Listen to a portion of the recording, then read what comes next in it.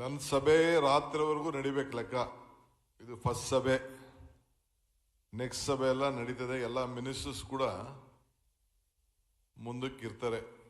ಎಲ್ಲ department ministers, taluk ಶಾಸಕರುಗಳು ಎಲ್ಲ ಈ ಕಂಪ್ಲೀಟ್ ಪೋರ್ಟ್ಫೋಲಿಯೋ ಎಲ್ಲ ಆದಮೇಲೆ ಅಸೆಂಬ್ಲಿ ಆದಮೇಲೆ ಒಂದು ಮಾಡ್ತೀನಿ. 3 ತಿಂಗಳಿಗೆ ಒಂದು ಸತಿ ಈ ರೀತಿ ಸಭೆಗಳನ್ನು ಯಾರು ಎಲ್ಲೆಲ್ಲೇ ಹೆಡ್ ಕ್ವಾರ್ಟರ್ಸಲ್ಲಿ ಇಟ್ಟು ಮಾಡಬೇಕು. ಇವತ್ತು ಕೆಲವರು ಭಾಳ ಶಿಸ್ತಾಗಿ ಮಾಡಿದ್ದಾರೆ. ಐ ಕುಡ್ ಸಿ ಅಟೆಂಡೆನ್ಸ್ ಕೆಲವರೆಲ್ಲ ಭಾಳ ಕರೆಕ್ಟಾಗಿದೆ, ಕೆಲವು ಅಟೆಂಡೆನ್ಸು ಕರೆಕ್ಟಾಗಿಲ್ಲ. ಅಲ್ಲೂ ಕೂಡ ಎಲ್ಲರಿಗೂ ಕೂಡ ಗೊತ್ತಾಗ್ತಾ ಇದೆ. ನನಗೆ ಇಲ್ಲಿ 750 ಕಡೆ ಏನಿದೆ ಎಲ್ಲ ಗೊತ್ತಾಗ್ತಾ ಇದೆ. ಎಲ್ಲ ರೆಕಾರ್ಡ್ ಕೂಡ ನಮ್ಮ ಹತ್ರ ಇದೆ, ಯಾರ್ಯಾರು ಬಂದಿದ್ದಾರೆ, ಯಾರ್ಯಾರು ಬಂದಿಲ್ಲ, ಯಾರು SP ಗಳು ಕೂತಿದ್ದಾರೆ ಅಂತೇಳಿ. So for the first time chief minister and ministers government ಎಲ್ಲರೂ ಕೂಡ ಮಾತಾಡಿ ಏನೇನು ಸಂದೇಶ ಕೊಡಬೇಕು, ಸರ್ಕಾರ ಯಾವ ರೀತಿ ಕೆಲಸ ಮಾಡಬೇಕು ಅನ್ನೋದೆಲ್ಲ ಕೂಡ ನಿಮಗೆಲ್ಲ ಮಾರ್ಗದರ್ಶನ ಕೊಡ್ತಾ ಇದ್ದೀವಿ. ಎಲ್ಲ ನಿಮ್ದೆಲ್ಲ ಎಲ್ಲೆಲ್ಲಿ ಕೂತಿದ್ದೀರಿ ನಿಮ್ಮದು ರೆಕಾರ್ಡ್ ನಮ್ಮ ಹತ್ರ ಇರ್ತದೆ. ಏನು ಆ್ಯಕ್ಟಿವಿಟೀಸ್ ನಡೀತಾ ಇದೆ, ಯಾರು ನಿಂತ್ಕೊಂಡ್ರಿ, ಕೂತ್ಕೊಂಡ್ರಿ, ಯಾರು ಫೋನಲ್ಲಿ ಮಾತಾಡ್ತಾ ಇದ್ದೀರಿ, ಅಕ್ಕಪಕ್ಕ ಎಲ್ಲ ಕೂಡ ಇದೆ. ಈಗಾಗಲೇ ಬರ ಪರಿಸ್ಥಿತಿ ಬಗ್ಗೆ, ಪ್ರವಾಹ ಬಗ್ಗೆ, ಕುಡಿಯೋ ನೀರಿನ ಬಗ್ಗೆ, ಮೇವು ವಿಪತ್ತು ಇದನ್ನೆಲ್ಲ ಕೂಡ ಈಗಾಗಲೇ ಚರ್ಚೆ ಮಾಡಿದ್ದೀವಿ. ಕೆಲವು ನಮ್ಮ ಆಫೀಸರ್ಸು ಮಾತಾಡಿದ್ದಾರೆ. ನಮ್ಮ ಹೋಮ್ DG ಅವರು, ಹೋಮ್ ಮಿನಿಸ್ಟ್ರು ಇಬ್ಬರು ಕೂಡ ಅವರು ಕೂಡ ನಿಮಗೇನು ಸಂದೇಶ ಕೊಡಬೇಕು ತಿಳಿಸಿದ್ದಾರೆ. ಈ SIR ಬಗ್ಗೆ ಕೂಡ ಡೆಪ್ಟಿ CM ಕೆಲವು ವಿಚಾರಗಳನ್ನು ಗಮನಕ್ಕೆ ತಂದರು. ನಾನು ತಮಗೆ ಹೇಳ್ತಾ ಇದ್ದೀನಿ, ಕ್ಯಾಸ್ಟ್ ಸರ್ಟಿಫಿಕೇಟು ಮತ್ತು ಪರ್ಮನೆಂಟ್ ರೆಸಿಡೆನ್ಷಿಯಲ್ ಸರ್ಟಿಫಿಕೇಟ್ ಬರೀ 50% ಮಾತ್ರ ತಲುಪಿದೆ. 1 ಕೋಟಿಗೂ ಹೆಚ್ಚು ಇನ್ನು ವೋಟರ್ಸು ಡಿಲೀಷನ್ ಆಗುವಂಥ ಒಂದು ಇದನ್ನು ಈಗಾಗಲೇ ರಿಪೋರ್ಟ್ ಕೂಡ ಕಾಣ್ತಾ ಇದೆ. ಎಲ್ಲ ತಾಲೂಕಿನ ಎಲ್ಲ ಮತ್ತು ಬೆಂಗಳೂರು ಸಿಟಿ ಆದಿಯಾಗಿ especially minority, backward class, schedule caste ಅವರು ಪಾಪ ವಲಸೆ ಹೋದವರು, ಕೆಲಸಕ್ಕೆ ಹೋದವರು, ಅವ್ರಿಗೆಲ್ಲ ಕೂಡ ತಿಳುವಳಿಕೆ ಇಲ್ಲದೆ ಹೋದವ್ರಿಗೆ ಹೆಚ್ಚಿಗೆ ತಿಳುವಳಿಕೆಯನ್ನು ಕೊಟ್ಟು ಮಾಡಬೇಕಾದ ನಿಮ್ಮ ಜವಾಬ್ದಾರಿ. ಅದಕ್ಕೆ ನಾವು ನಿಮಗೆ ಇದು residential certificate, permanent residential certificate ಮತ್ತು ಕ್ಯಾಸ್ಟ್ ಸರ್ಟಿಫಿಕೇಟ್ ಕೊಡಲಿಕ್ಕೆ ಅವಕಾಶ ಮಾಡಿಕೊಟ್ಟಿದ್ದೀವಿ. ಇದನ್ನು ಜಾಗೃತಿ ಮಾಡಬೇಕು. ಬೇರೆಯಲ್ಲದೆ ಲೀಗಲ್ ಲಾಜಿಕಲ್ ಡಿಸ್ಕ್ರೆನ್ಸಿನೋ ಏನೋ ಅಂತ ಹೇಳ್ತಾರಲ್ಲ, ಏನೋ ಒಂದು ಚೂರು ಹೆಚ್ಚು ಕಮ್ಮಿ ಆದರೆ ಅದನ್ನೆಲ್ಲ ಸರಿ ಮಾಡೋಕ್ಕೆ ನೀವು you have to guide all the BLOಗಳನ್ನ ಮತ್ತು ಬೇರೆ ಯಾವ ಅಧಿಕಾರಿಗಳನ್ನ BLAಗಳೆಲ್ಲ ಅಟ್ಯಾಚ್ ಮಾಡ್ಕೊಳ್ಳಿಕ್ಕೆ ಮಾಡಬೇಕು. ಪೊಲಿಟಿಕಲ್ ಪಾರ್ಟೀಸು ಅವ್ರ ಕೆಲಸ ಅವ್ರು ಮಾಡ್ತಾರೆ. ಹೊಸದಾಗಿ ಸೇರ್ಸೋಕ್ಕೆ ಫಾರಮ್ 6 ಅದು ಕೂಡ ಗಮನದಲ್ಲಿ ಇಟ್ಕೊಳ್ಳಿ. ಆಮೇಲೆ ಈ ಭಾರತ್ ಜೋಡೋ ಸಂಘ ಹೊಸ ರಿಜಿಸ್ಟ್ರೇಷನ್ನು ಈ ತಿಂಗಳು ಆಗಸ್ಟ್ ಒಳಗಡೆ ಕ್ಲೋಸ್ ಆಗಬೇಕು, ರಿಜಿಸ್ಟ್ರೇಷನ್ನು, ಮೆಂಬರ್ಶಿಪ್ಪು. ಆಮೇಲೆ ಲೀಡರ್ನ ಆಯ್ಕೆ ಮಾಡೋಂಥದ್ದು, ಜನರ ಪ್ರತಿನಿಧಿ ಆಯ್ಕೆ ಮಾಡೋದಕ್ಕೆ ನಾನು ಒಂದಿನ ಸಪ್ರೇಟಾಗಿ ನಾನು ಕೆಲವು ಮಿನಿಸ್ಟರ್ಸ್ ಎಲ್ಲ ಸೇರಿ ಒಂದು ಮೀಟಿಂಗ್ ತೆಗೆದುಕೊಳ್ತೀವಿ. ಯಾರ್ಯಾರದಕ್ಕೆ ಸಂಬಂಧಪಟ್ಟಂಥ ಆಫೀಸರ್ಸ್ ಇರ್ತಾರೆ ಒಂದು ಕಡೆ, ಇಲ್ಲ ನಿಮ್ಮನ್ನ ಇಲ್ಲೇ ಕರೆಸ್ಕೋತೀವಿ, ಇಲ್ಲಾಂದರೆ ವಿಡಿಯೋ ಕಾನ್ಫರೆನ್ಸಲ್ಲಿ ನಿಮ್ಮನ್ನು ಪ್ರತಿ ತಾಲೂಕಲ್ಲೂ ಕೂಡ ಮಾತಾಡ್ತೀವಿ. ಜಿಲ್ಲೆ ಒಂದೊಂದು ಕಡೆ ಸೇರಿಸಿ ನಿಮ್ಗೇನೇನು ಈ ಥರ ಪ್ರಾಬ್ಲಮ್ಸ್ ಇದೆ ಅಂತ. ನೀವು ಯಾರನ್ನೋ ಸದ್ಯಕ್ಕೆ ಬರೀ ಮೆಂಬರ್ಶಿಪ್ ಮಾಡೋದು ನೀವು ನೋಡಿ, ಆ ಫಾರ್ಮ್ಯಾಟ್ ಎಲ್ಲ ನಿಮಗೆ ಕಳಿಸಿರ್ಬೇಕು. ಈಗಾಗಲೇ I you send all the format. Okay, format ಎಲ್ಲ ಹೋಗಿದೆ. ಅದಕ್ಕೆಲ್ಲ ಮಿಕ್ಕಿದ್ದು ಯಾರು ಪ್ರತಿನಿಧಿಗಳು ಹೆಂಗೆ ಆಯ್ಕೆ ಮಾಡಬೇಕು ಅನ್ನೋದು ಕೂಡ ಅದನ್ನೆಲ್ಲ ನಿಮಗೆ ಗೈಡ್ ಮಾಡ್ತಾರೆ. ಬಟ್ ಎಲ್ಲ ಯುವಕರು, ಯುವತಿಯರು, ಎಲ್ಲ ಸಮಾಜದವ್ರನ್ನೂ ಮೆಂಬರ್ ಮಾಡಬೇಕು. ಬರೀ ಮೇಲ್ವರ್ಗದ ಸಮಾಜದವ್ರು ಮಾತ್ರ ಮೆಂಬರ್ ಮಾಡೋದಲ್ಲ. ಇಲ್ಲಿ ಎಲ್ಲ ಜಾತಿ, ಎಲ್ಲ ಸಮುದಾಯ ಕೂಡ ಆ ಸಂಘಗಳಲ್ಲಿ ಪ್ರತಿನಿಧಿಗಳು ಇರಬೇಕು. ನಮ್ಮ ಉದ್ದೇಶ ಅದು. ಎಲ್ಲರೂ ಮಿಕ್ಸ್ ಆಗಬೇಕು. ಮಾನವೀಯತೆ, ಬ್ರದರ್ಹುಡ್ ಇದು ಇರಬೇಕು. ಬರೀ ಒಂದೇ ಜಾತಿಯವರು ಮಾಡೋಂಥದ್ದಲ್ಲ. ಅದಕ್ಕೆ ಅವಕಾಶ ಮಾಡಿಕೊಡ್ಬೇಕು. ಸಾರ್ವಜನಿಕರ ಅಹವಾಲು ಬಗ್ಗೆ ನಾನು ಈಗಾಗಲೇ ನಿಮ್ಮ ಗಮನ ಸೆಳೆದಿದ್ದೇನೆ. ರೆವಿನ್ಯೂ ಡಿಪಾರ್ಟ್ಮೆಂಟ್ ಕೆಲವು ನಿಮ್ಗೇನಿರೋಂಥ ಜುಡಿಷಿಯಲ್ ಪವರ್ಸ್ ಬಗ್ಗೆ ಕೂಡ ಈಗಾಗಲೇ ಹೇಳಿದ್ದೇನೆ. ಮಿಟಿಷನ್ ಇಂದ ಇರ್ಬೋದು, ಸರ್ವೆ ಪ್ರಕರಣ, ಭೂಮಿ ವಿವಾದ ಬಗ್ಗೆ ಕೂಡ ಈಗಾಗಲೇ ನಾನು ನಿಮ್ಗೆಲ್ಲ ತಿಳಿಸಿದ್ದೇನೆ.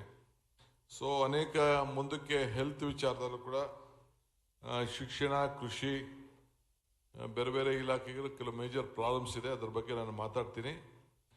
ಈಗ ನಾನು ತಮಗೀಗಾಗಲೇ ನಮ್ಮ ಉದ್ದೇಶ, ಸರ್ಕಾರದ ಉದ್ದೇಶ ಯಾವ ರೀತಿ ಆಡಳಿತ ನಡೆಸಬೇಕು ಅಂತ ಹೇಳಿದ್ದೇವೆ. ಪ್ರತಿ ವಾರ ಕೂಡ ಗ್ರಾಮಗಳಿಗೆ ತೆರಳುವಂಥ ಕಾರ್ಯಕ್ರಮ ಹಮ್ಮಿಕೊಳ್ಬೇಕು. ಸೊ ಭಾಳ ಪಾರದರ್ಶಕತೆಗೆ ನೀವು ಅವಕಾಶನ ಮಾಡಿಕೊಡ್ಬೇಕು. ಸಾರ್ವಜನಿಕರೊಂದಿಗೆ ನೇರವಾಗಿ ಸಂವಾದವನ್ನು ನಡೆಸುವಂಥ ಕಾರ್ಯಕ್ರಮ ಆಗಲಿ ಅನ್ನೋ ದೃಷ್ಟಿಯಿಂದನೇ ಮುಂದಕ್ಕೆ MLAಗಳು ಕೂಡ ಪ್ರತಿ ಪಂಚಾಯತಿಗೆ ಹೋಗಿ ಇಂಥ ಸಭೆಗಳನ್ನು ನಡೆಸಿ ಜನರ ಮಧ್ಯೆ ಪ್ರಜಾಸೇವೆ ಇಲಾಖೆಯಿಂದ ಮಾಡಬೇಕು. ಅದಕ್ಕೂ ಕೂಡ ಒಂದೊಂದು ಪಂಚಾಯತಿ ಸಭೆಗೆ ಏನು ಇಡ್ಬೋದು ಹಣ, ತಾಲೂಕು ಮಟ್ಟಕ್ಕೆ ಏನು ಕೊಡ್ಬೋದು, ಜಿಲ್ಲಾ ಮಟ್ಟಕ್ಕೆ ಏನು ಕೊಡಬೇಕು ಅಂತ ಕೂಡ ಅದಕ್ಕೆ ನಾವು ನಿಗದಿಯನ್ನು ನಾವು ಮಾಡಿದ್ದೇವೆ.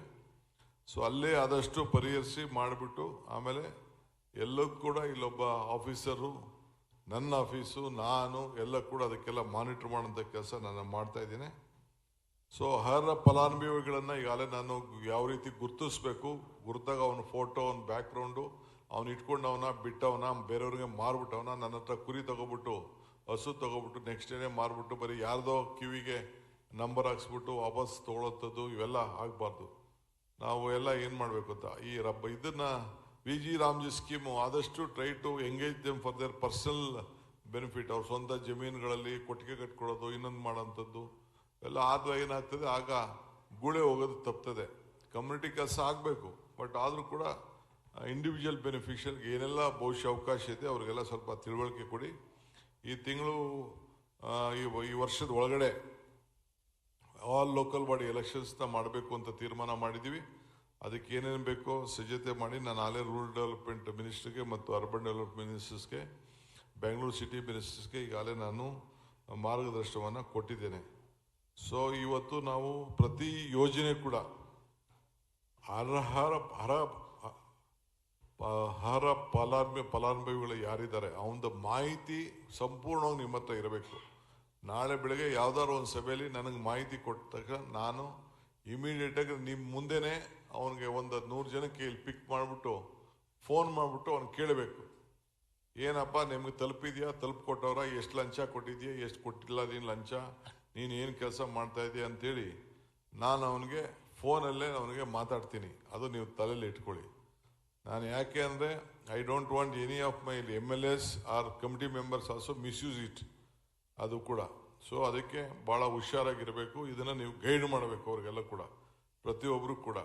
ಇನ್ನು ಮುಂದಕ್ಕೆ ನೆಕ್ಸ್ಟ್ ಮೀಟಿಂಗು ನನಗೆ ಎಲ್ಲ ಫಲಾನುಭವಿಗಳು ಏನಿದೆ ಪಟ್ಟಿಲಿ ಇರಬೇಕು. ಇಲ್ಲೇ ವಿಲ್ ಪಿಕ್ ದೆಮ್ ಅಪ್, ಇಲ್ಲೇ ಎಲ್ಲ ಮಿನಿಸ್ಟ್ರಿ ಬಿಟ್ಬಿಟ್ಟು ಯಾವ್ದಾದ್ರು ಮನೆ ಕೊಟ್ಟಿರ್ಬೋದು, ಅವನಿಗೆ ಸೈಟ್ ಕೊಟ್ಟಿರ್ಬೋದು, ಇಲ್ಲ ಅಂದರೆ ಕುರಿ ಕೊಟ್ಟಿರ್ಬೋದು, ವೆಹಿಕಲ್ ಕೊಟ್ಟಿರ್ಬೋದು, ಯಾವುದೇ ಕೃಷಿಕ ಇಲಾಖೆ ಸಮಾಜದೆಲ್ಲ ಕೊಟ್ಟಿರ್ಬೋದು, ಅವನಿಗೆ ಮಾಡಿಕೊಂಡು ಅವನಿಗೆ ಯಾವ ರೀತಿ ಸಿಕ್ತು, ಯಾವ ಒತ್ತಡದ ಮೇಲೆ ಸಿಕ್ತು, ಲಂಚ ಕೊಟ್ಟವನ, ಆಫೀಸರ್ ಕೊಟ್ಟವನ, MLA ಕೊಟ್ಟವನ, ಮಂತ್ರಿ ಕೊಟ್ಟವನ, ಇನ್ಯಾರಿಗಾರು ಕೊಟ್ಟವನ ಅಂತ ನಾವು ಮಾಹಿತಿ ತಿಳ್ಕೊಳ್ಬೇಕಾಗ್ತದೆ.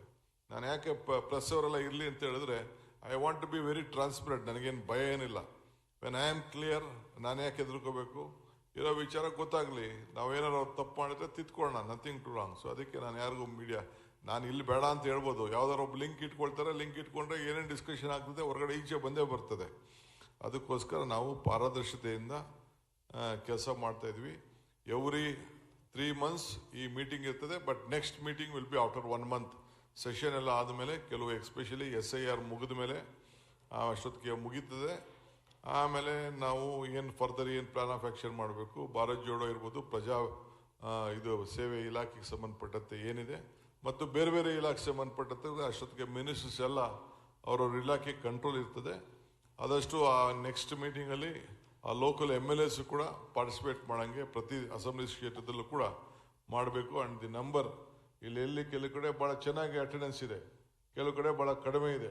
ಒಂದೊಂದು ತಾಲೂಕಲ್ಲಿ ಮಿನಿಮಮ್ PDOಗಳು ಕೂಡ ಇಟ್ಕೊಳ್ಬೇಕಾಗ್ತದೆ. ನಾವು PDOನೂ ಇಟ್ಕೋಬೇಕಾಗ್ತದೆ, ರೆವಿನ್ಯೂ ಇನ್ಸ್ಪೆಕ್ಟರ್ಗಳನ್ನೂ ಇಟ್ಕೋಬೇಕಾಗ್ತದೆ. ಎಲ್ಲರನ್ನೂ ಕೂಡ ಇಟ್ಕೊಂಡು ಹೆಲ್ತ್ ಎಲ್ಲ ಇಲಾಖೆಗೆ ಸಂಬಂಧಪಟ್ಟಂಥ ಅಧಿಕಾರಿಗಳನ್ನ, ಹೆಲ್ತ್ ಒಬ್ಬರು ಮುಖ್ಯ ಆಫೀಸರ್ ಬಿಟ್ಟು ಮಿಕ್ಕಿದವರು ಎಲ್ಲರೂ ಕೂಡ ನಾವು ಇಟ್ಕೊಂಡು ಸರ್ಕಾರ ಅವರಿಗೆ ಸಂದೇಶವನ್ನು ಕೊಡಬೇಕಾಗ್ತದೆ.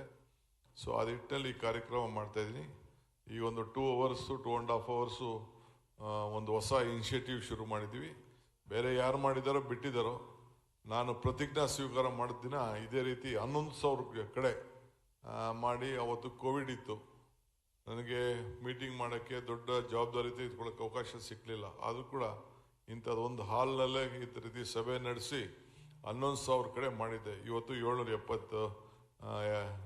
750 ಕಡೆ ಇವತ್ತು ನಾವು ಮಾಡಿದ್ದೀವಿ. Still it is a very big number. ಕೆಲವು ಕಡೆ 50 ಜನ ಇರ್ಬೋದು, ಕೆಲವು 100 ಜನ ಇರ್ಬೋದು, 200 ಜನ ಸೇರಿದ್ರೆ 2 ಲಕ್ಷ.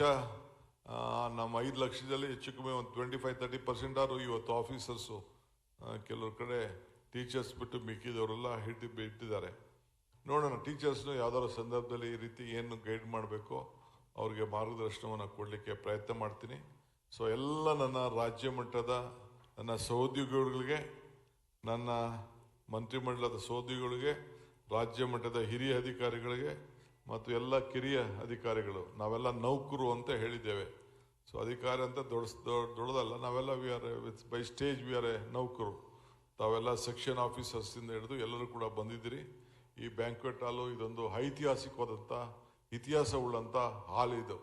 ಬೇರೆ ಎಲ್ಲೋ ಕೂತ್ಕೊಂಡು ಮಾಡೋದ್ ಬದಲು ಇಲ್ಲೇ ಮಾಡಬೇಕು ಅಂತೇಳಿ ನಮ್ಮ ಆಫೀಸರ್ಸ್ ಎಲ್ಲ ಸೇರಿ ಒಂದು ಗೈಡ್ ಮಾಡೋದು. I am so happy. ಎಲ್ಲ ಬಂದು ಬಹುಶಃ ನನ್ನ ಸರ್ಕಾರದ ಆಲೋಚನೆ ಏನಿದೆ, ಚಿಂತನೆ ಏನಿದೆ ಎಲ್ಲ ಕೂಡ ತಾವೆಲ್ಲ ಗಮನಿಸಿದಿರಿ ಅಂತ ನಾನು ಭಾವಿಸ್ಕೊಂಡಿದ್ದೀನಿ. ಇದು ನನ್ನ ವೈಯಕ್ತಿಕವಾದ ವಿಚಾರ ಇಲ್ಲ. ಈ ರಾಜ್ಯಕ್ಕೆ ಜನ ನಮಗೆ ಕೊಟ್ಟಿರೋಂಥ ಅವಕಾಶ ಸರಿಯಾದ ರೀತಿಯಲ್ಲಿ ಉಪಯೋಗ ಆಗಬೇಕು, ಸದ್ಬಳಕೆ ಆಗಬೇಕು ಅನ್ನೋ ಉದ್ದೇಶದಿಂದ ಈ ರೀತಿ ಕಾರ್ಯಕ್ರಮನ ನಿಮಗೆ ನಮ್ಮ ಸರ್ಕಾರದ ಸಂದೇಶ ತಿಳಿಸ್ಬೇಕು ಅಂತೇಳಿ ಇದನ್ನು ಪ್ರಯತ್ನ ಮಾಡ್ತಾ ಇದ್ದೀವಿ. ಇದಕ್ಕೆ ತಮ್ಮೆಲ್ಲರ ಸಹಕಾರ ಇರಲಿ. ಎಲ್ಲರಿಗೂ ನಮಸ್ಕಾರ. ಆಮೇಲೆ ಸ್ವಲ್ಪ ತಾಳ್ಮೆಯಿಂದ ಮಾತಾಡ್ತಾ ಇದ್ದೀನಿ, ಇದನ್ನು ಮಿಸ್ಯೂಸ್ ಮಾಡ್ಕೊಳ್ಬಾರ್ದು. ಸ್ವಲ್ಪ ಕೆಲವು ಸಂದರ್ಭದಲ್ಲಿ ನಾಳೆ ಬೆಳಗ್ಗೆ ಈಗ ನಾನು ಹೇಳಿದ್ನಲ್ಲ, ಜಗಳೂರು ಯಾರೋ ತಿಳ್ಕೊಂಡಿರ್ಬೋದು, ಹೆಂಗೆ ಶುದ್ಧಿಕೆ ಕಣ್ಣಿಡ್ದ ಜಗಳೂರಲ್ಲಿ ಯಾರು ನಿಂತ್ಕೊಳ್ಳೇ ಇಲ್ಲ ಅಂತ ಅಂದ್ಬಿಟ್ಟು. ಐ ಥಿಂಕ್ ಆ ಫೋಟೋನ ಕಳಿಸ್ಕೊಡಿ, ಗೊತ್ತಾಗ್ತದೆ.